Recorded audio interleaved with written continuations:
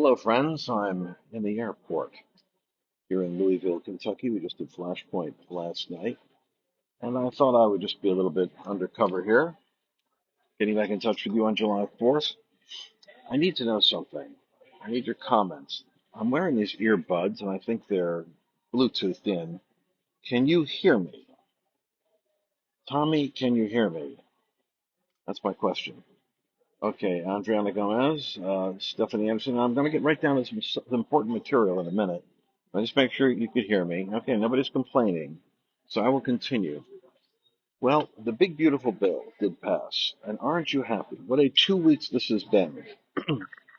I was a little anxious about it the other night.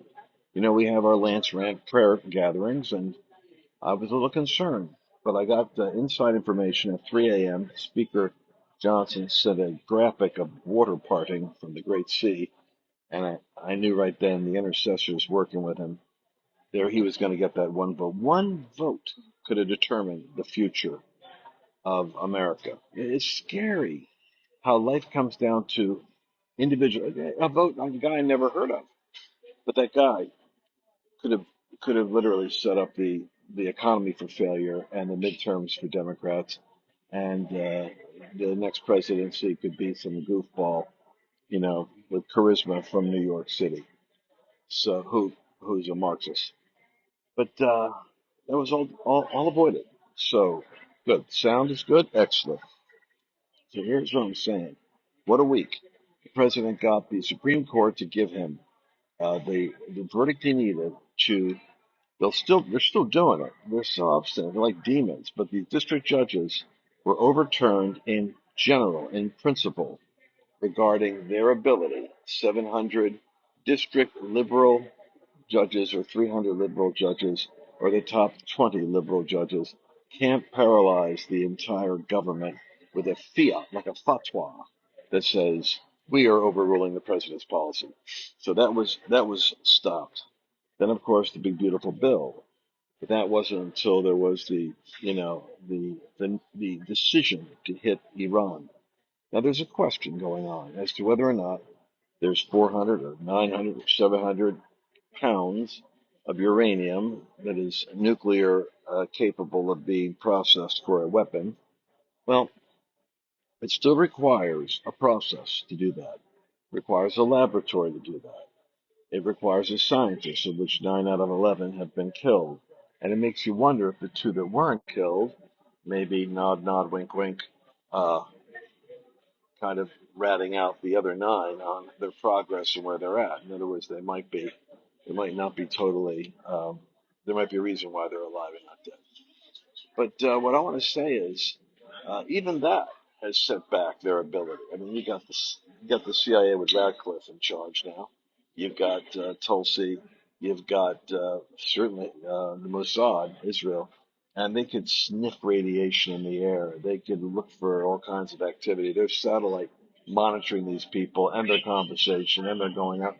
I mean, it's going to be hard for them to pull off with that devastation, a surprise new laboratory.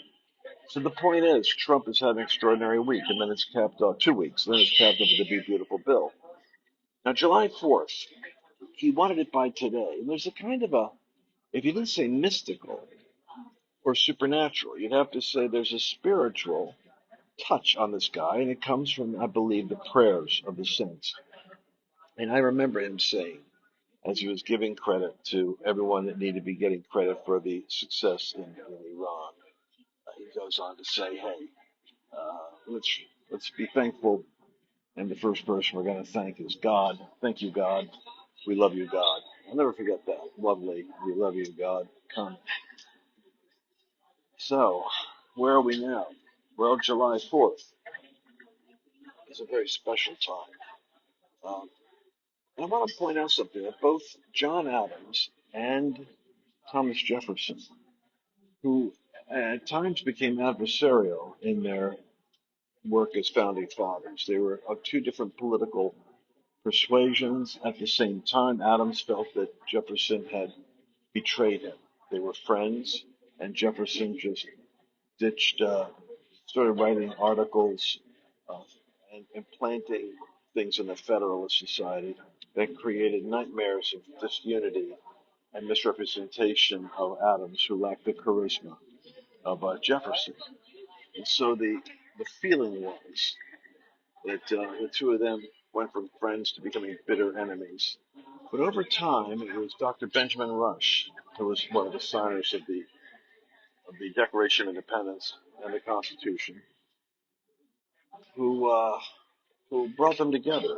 He was a Philadelphia patriot, and he was friends with both of them. And he said, "Look, you guys, it's been a while. You got so much more in common. You birthed this great nation. So, in the last 20 years of their life, they engaged in correspondence. Adams writing from Massachusetts, Jefferson in Virginia, and Monticello reading. And they wrote back and forth. Very powerful, affectionate, thoughtful, reflective letters as founders you would want to see, discussing religion, discussing the world, discussing their perspectives. Now, what's interesting is these two founders that were responsible for the 4th of July, the birth date of the United States, both died on the 4th of July. And Adams felt that Jefferson would outlive him, and that he didn't know that Jefferson died because the mail wasn't like today. You just you don't get on FaceTime. So it'd be 2 months or 3 months for a correspondence to get from the hills of Virginia up to the hills of Boston or Massachusetts. Maybe not 3 months, maybe 30 days would be aggressive. But as Adams dying, he thought Jefferson would outlive him. And as Jefferson was dying, he knew that he wouldn't. But the fact that the two of them died on the same day, and that day was July 4th, tell me there isn't some kind of mystic, spiritual symbolism in that. And I wanted to give you that July 4th little piece. I'm stuck here. I would have liked to have flown. I was supposed to fly out hours ago. Oh, my friends have jets and planes.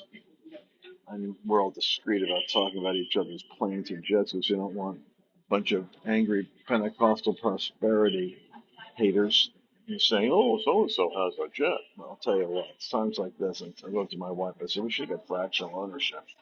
Because how many years does it take off my life every time we got mechanical issues, flight problems, delays, connections, or like today? 11:30 flight is now 12:30, 1:30, 2:30, maybe 3:30 on the 4th of July. So I'm doing that for Flashpoint last night. Anyway, that's my problem, not yours. But it's one reason why every now and then I pray I get fractional ownership of a jet or a plane. Some friends are willing to have me go in with their jets. I probably should, but it's like 20,000 a month. It's a big nut to crack, right? And that's just part of it. Right? The other person's doing the other 20. They're expensive propositions. Unless someone out there can educate me and tell me, darn, Lance, they're not that bad. I read every comment you guys make. Actually, one of you sent me a property. Remember, I was still praying for a training center I want to put out here in Texas. Well, I'm in Louisville here, but I mean in Texas. And someone sent me a link to this place on Fossil Creek. I fell in love with the property. And I grabbed the real estate agent and said, go get me this. It's got a covered bridge. It's got a barn for Annabelle, Furnishing Families of Texas. It's got an old house and a pool. I can even put my kids in one of these properties. 60 acres. Man, I was going to put like an RV park there and have a bunch of you guys come on down. We'll do events and rallies right down there. Well, just when I was getting all excited, somebody bought it. And you say, well, it's closing on the 6th. So if it doesn't close, I got good news for you. I'm going to go grab that Fossil Creek property in Fort Worth, Texas. But if, on the other hand, it's bought, what good was that? What a terrible tease. What a terrible, capricious, and cruel experience to see the thing that you're looking for and someone else takes it. Unless the Lord was using that to show me what's possible and to plant the vision. Why don't you look for a property, 60, 30 acres you could build on? And, with a river and a creek and, covered bridge wagon. Wouldn't that be called covered bridge? Anyway, give me an idea. Give me a vision. All right. Enjoy your July 4th. I'm at the airport. Thanks for sharing it with me. Jefferson and Adams both died on July 4th. They were alienated and then they became friends by correspondence. And Dr. Benjamin Rush brought them together, another leader of the Continental Founding Fathers. And I'm excited about what God's doing.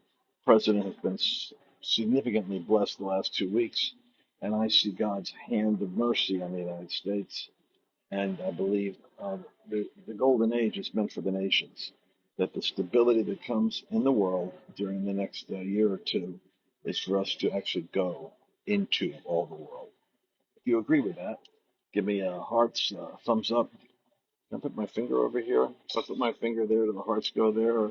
Or do I put it over here and the hearts go there? Thumbs up, hearts there. Anyway, that's where it is on my phone. I'll talk to you guys later. God bless.